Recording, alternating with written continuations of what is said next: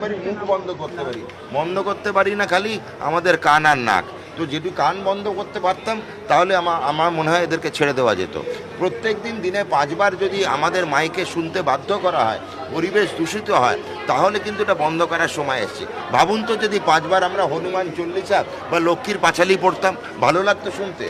আমরা যতটা সংযত থাকি, বাকি ধর্মের যারা অবলম্বন করছে তাদেরকেও সংযত থাকতে বলবো। ধর্ম নিজের আপনারা নামাজ পড়ুন, যাই পড়ুন, বাড়িতে বসে পড়ুন, মাইকে অ্যানাউন্স করে পড়ার তো কোনো যৌক্তিকতা দেখতে পাচ্ছি না। কাল থেকে আমার কাছে রাজ্যের বিভিন্ন জেলার বিভিন্ন এলাকার মানুষজন ফোন করে যে তাদেরকে কোনো জায়গায় থানায় ডেকে বা থানার পক্ষ থেকে পুলিশকে পাঠিয়ে এই নিদান দেওয়া হয়েছে যে মাইক খুলে নিতে হবে।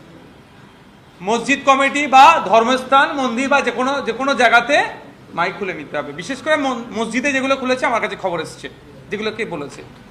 আমরা জানতে চেয়েছি কিন্তু পুলিশের পক্ষ থেকে কোনো রিটেন অর্ডার কপি বা নোটিফিকেশনের কোনো কপি দেয়নি। পুলিশকে জিজ্ঞাসা করা হলে পুলিশ এ ধরনের তাদেরকে এড়িয়ে গেছে যে এই ধরনের কোনো রিটেন কপি নাই, বলা হচ্ছে এটাকে শুনতে হবে।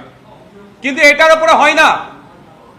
আমরা দূষণ নিয়ন্ত্রণের পক্ষে বারবার, পলিউশন কন্ট্রোলের পক্ষে আমরা, পলিউশন হোক, সাউন্ড পলিউশন হোক, আমরা কোনোভাবেই চাই না।